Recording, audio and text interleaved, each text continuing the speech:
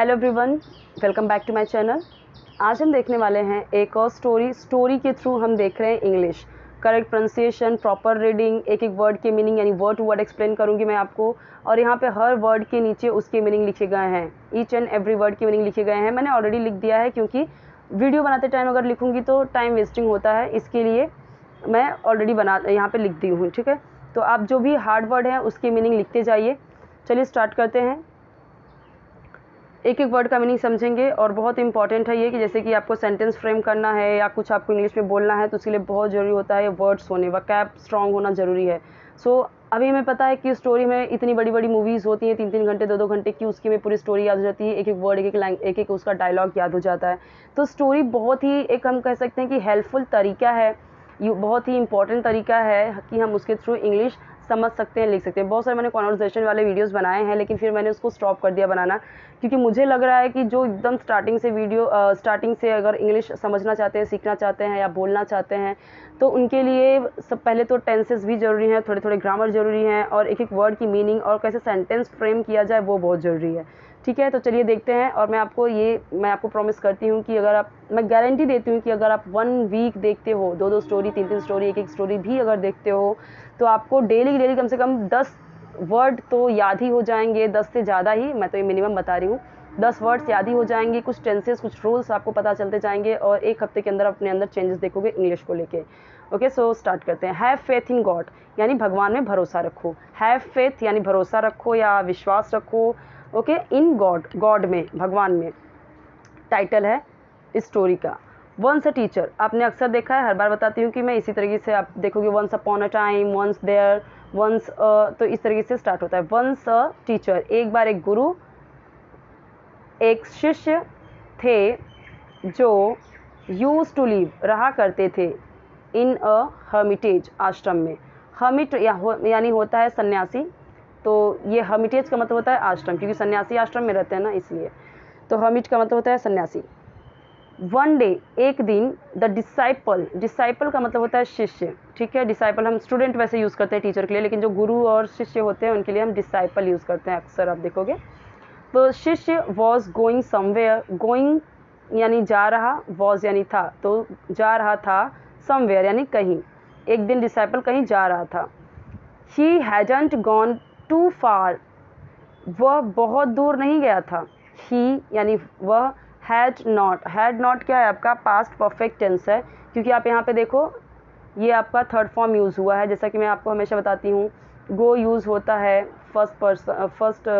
ये है first form, went होता है आपका सेकेंड फॉर्म और गॉन होता है थर्ड फॉर्म। मीनिंग सेम निकलता है, जाने का ही सेंस निकलता है मतलब, लेकिन यहाँ पे अलग अलग जगह पे हम अलग तरीके से यूज़ करते हैं।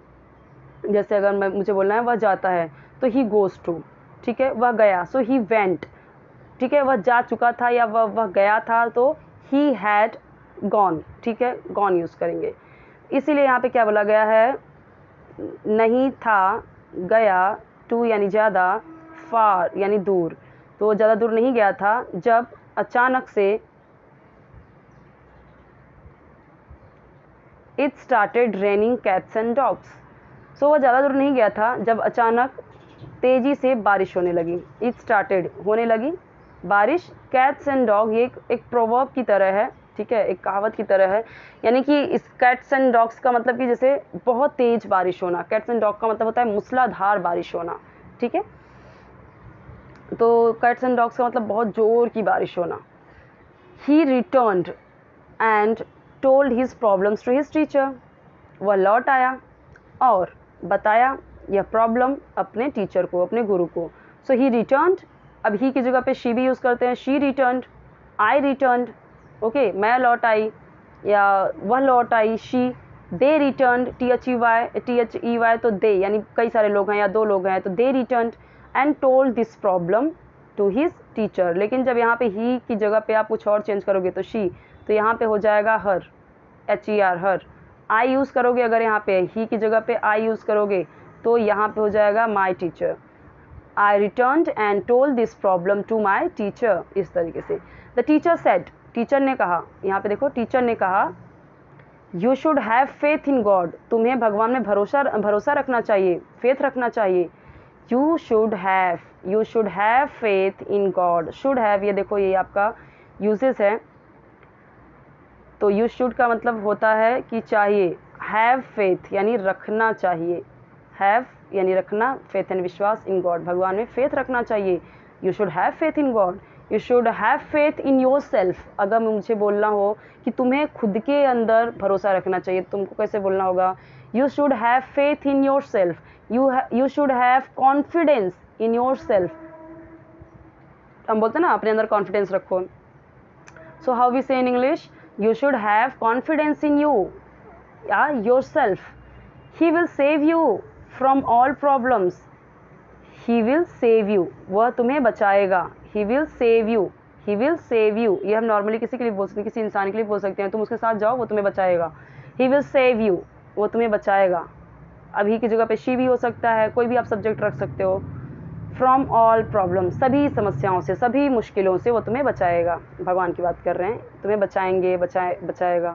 द डिसाइपल ओबेड, तो डिसाइपल ने ओबे किया, आज्ञा का पालन किया। एंड रिज्यूम्ड हिज जर्नी, और अपनी जर्नी वापस से स्टार्ट कर दी। रिज्यूम का मतलब फिर से शुरू कर देना, हिज यानी अपनी, जर्नी यानी यात्रा। अब यहाँ पे डिसाइपल है, वो हमें पता है मेल है, इसीलिए यहाँ पे हिज आया। अगर वो फीमेल होती तो यहाँ पे हर आता, ठीक है। अगर मैंने आई बोला यहाँ पे, I obeyed and resumed my journey, तो यहाँ पे माई हो जाता अगर यहाँ पे आई रखते तो। ओके, आई होप कि आपको समझ में आ रहा होगा।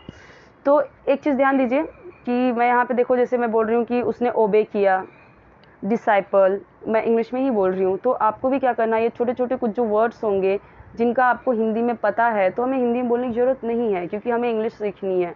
तो हमें बार बार उसका यूज़ तो करना पड़ेगा, धीरे धीरे हमें उसको प्रैक्टिस में तो लाना होगा। इसीलिए आपको रिप्लेस करना है हिंदी वर्ड्स को इंग्लिश के साथ में, यानी हिंदी की जगह पे आपको अगर पता है उसका इंग्लिश वर्ड तो इंग्लिश में ही यूज़ करो उसको। ओके, तो उसने अपनी जर्नी स्टार्ट कर दी वापस से। तो अभी यात्रा बोलने की जरूरत नहीं है, जर्नी ही बोलो, नॉर्मली अक्सर बोलते हैं हम। ही केप्ट रिसाइटिंग, वह जाप करता रहा। ही केप्ट यानी केप्ट का मतलब कीप होता है ना, कीप यानी रखना, तो केप्ट यानी पास्ट में हो गया। ही केप्ट रिसाइटिंग, वह जाप करता रहा। द नेम ऑफ गॉड, भगवान का नाम, द नेम ऑफ गॉड, भगवान का नाम। And cleared all the hurdles, और सभी बाधाओं को, हर्डल्स यानी बाधाओं, मुश्किलों, प्रॉब्लम्स, जो मुश्किलें थी, हर्डल्स थी, उन सभी को दूर किया। ठीक है, यानी कि जो भी प्रॉब्लम आ रही थी उन वो सभी दूर हो गए, ऐसे हो जाएगा। He kept reciting the name of God, वो भगवान का नाम जाप करता रहा। And cleared all the hurdles, और सभी हर्डल्स दूर हो गए, मुश्किलें जो थी वो दूर हो गई, ऐसे आ गया। क्लियर्ड यानी दूर हुआ, ठीक है, या मुश्किलें ख़त्म हुई, क्लियर्ड का मतलब ख़त्म हुई या दूर हुई, इस तरीके से। नेक्स्ट डे, अगले दिन, the teacher had to go on the same route, अगले दिन टीचर को भी हैड टू गो यानी जाना था। अब यहाँ पे हैड जो यूज़ हुआ है ना, ये आपका परफेक्ट टेंस नहीं है। हैड टू गो, हम बोलते हैं ना आई हैव टू गो, तो आई के साथ मैंने क्या किया, मुझे जाना है। शी हैज़ टू गो, उसे जाना है, लड़की के बारे में बात करें तो ही हैज़ टू गो, तो उसे जाना है।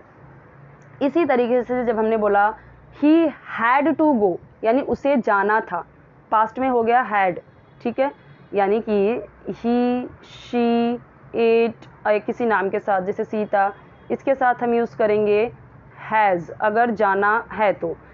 हैव यूज़ करेंगे आई के साथ, वी के साथ, जाना है तो, मुझे जाना है, मुझे करना है। I have to do my work, I have to do complete my work, तो यानी मुझे अपने काम को पूरा करना है। लेकिन हैड तो हम हर सब्जेक्ट के साथ लगा सकते हैं, हर एक सब्जेक्ट के साथ। टीचर के साथ आई हैड टू गो, मुझे जाना था, और शी हैड टू गो, उसे जाना था। ही हैड टू गो, उसे जाना था, बॉय के लिए यूज़ करे थे। दे हैड टू, दे के साथ भी। वी हैड टू, हमें जाना था, तो ये हैड का मतलब होता है जाना था, हैड टू गो, जाना था। ऑन द सेम रूट, उसी रास्ते से, सेम रास्ते से जाना था। नेक्स्ट डे टीचर को उसी सेम रास्ते से जाना था। When he reached a deep drain, जब वह पहुंचा एक गहरे नाले के पास या गहरे नाले में। ही डाउटेड, उसे संदेह हुआ, whether God would save him or not. Whether का यूज़ होता है जब हम कहीं पे दो चीज़ों में हम रहते हैं, गॉड वुड सेव और नॉट, भगवान उसे बचाएंगे या नहीं बचाएंगे, तो वहाँ पे हम यूज़ करते हैं वेदर का, ठीक है, जहाँ पे दो चीज़ों का कन्फ्यूजन रहता है, ये अलग से यूजेस है। ही डाउटेड, उसे संदेह हुआ, डाउट होता है यानी संदेह करना, या शक करना, लेकिन डाउटेड यानी संदेह हुआ, शक हुआ कि वेदर यानी कि गॉड, वेदर का यूज़ हम चाहे में भी कर सकते हैं, ठीक है, वो अलग से होगा, उसका मैं कभी अलग से वीडियो बना दूंगी, आप कमेंट करना अगर आपको चाहिए तो। Whether God would save, would यानी यहाँ पे विल का है, तो जैसे ये विल और वुड ये दोनों ही फ्यूचर में यूज़ होते हैं। सो God would save him or not, भगवान उसे बचाएंगे या नहीं। The teacher got drowned, drowned का मत, अब देखो ड्राउन होता है डूबना, ड्राउन्स यानी डूबता है, ड्राउंड यानी डूब गया, ईडी हो गया तो पास्ट हो गया ना, तो टीचर डूब गया। Thus doubt drowns you and faith saves you, इसीलिए कहा गया है डाउट आपको डुबाता है और फेथ आपको बचाता है। अब ऐसा नहीं बोला गया है कि, अब देखो फेथ हमें अपने आप पे भी रखना होता है, कॉन्फिडेंस हमें अपने आप पे भी रखना होता है। हम बोलते हैं ना कि डर के आगे जीत है, अगर हम अपने आप पे भरोसा करेंगे तो ज़रूर हम सक्सेस हो जाएंगे, नहीं करेंगे तो हम डूब जाएंगे। कहने का मतलब यही है कि उसने अपने डिसाइपल को बताया, उसने उसकी बात मानी और उसने भरोसा किया, वो बच गया, लेकिन उसने नहीं किया यहाँ पे कि अरे भगवान मुझे बचाएंगे कि नहीं बचाएंगे, तो वो डूब गया क्योंकि वो डाउट में आ गया। तो हम अक्सर बोलते हैं ना कि भगवान पे पूरी तरीके से यकीन करो, भरोसा करो। तो इस मोरल ऑफ दिस स्टोरी यही निकलता है कि doubt drowns you and faith saves you. अब यहाँ पे देखो ड्राउन्स यानी डुबाता है और ड्राउंड यानी डूब गया, तो हमने क्या देखा, सेम वर्ड्स हैं, बस ये लास्ट में थोड़ा सा ऐड किया डी ईडी, तो वो डूब गया, पास्ट में चला गया, एस है तो प्रेजेंट में है, डुबाता है तो ये आपका प्रेजेंट में है ना, है ता है ती है आता है, तो वो आपका प्रेजेंट इंडेफिनिट टेंस होता है, यानी सिंपल प्रेजेंट टेंस होता है। सो स्टूडेंट्स, आप देखोगे दो प्लेलिस्ट आपको मिलेगा चैनल में, एक है इंग्लिश स्पीकिंग कोर्स का और एक है इंग्लिश स्टोरीज़ का, तो दोनों ही बहुत इंपॉर्टेंट है, बहुत हेल्पफुल है इंग्लिश सीखने के लिए। तो दोनों ही देखिए, विजिट करिए, उसे देखिए, चेक कीजिए, जो आपको हेल्पफुल लगे उसे पढ़िए अच्छे से और नोट डाउन करना मत भूलिए जो हार्ड वर्ड हैं, और इन हार्ड वर्ड्स को ज़रूर सेंटेंसेस में लाइए। और किस तरीके से आपको, और अगर लगता है अगर कि मुझे थोड़ा स्लो समझाना चाहिए या थोड़ा और डिटेल में एक्सप्लेन करना चाहिए या थोड़ा स्पीड में समझाना चाहिए, तो आप मुझे कमेंट बता सकते हो, आप मुझे एडवाइस दे सकते हो। और किस तरीके की वीडियोस आपको चाहिए, जैसे कि आप बहुत सारे कॉन्वर्सेशन टाइप लाइक सिचुएशनल, तो वैसे मैंने कई सारे बनाए हैं वीडियोस, लेकिन आपको जैसे कई सारे मैंने वीडियोस बनाए, जैसे बैंक में गए, मार्केट में गए, ओके प्लेटफॉर्म पे हैं तो कैसे बात करें, तो इस तरह टाइप्स की वीडियो हैं। आपको किस टाइप के वीडियो अगर चाहिए किसी टाइप का, तो आप मुझे कमेंट बताइए। और हर स्टैंडर्ड की वीडियोस अपलोडेड हैं अलग अलग प्लेलिस्ट में, फर्स्ट स्टैंडर्ड से लेकर 12th तक, उसे भी देख लीजिए। ओके।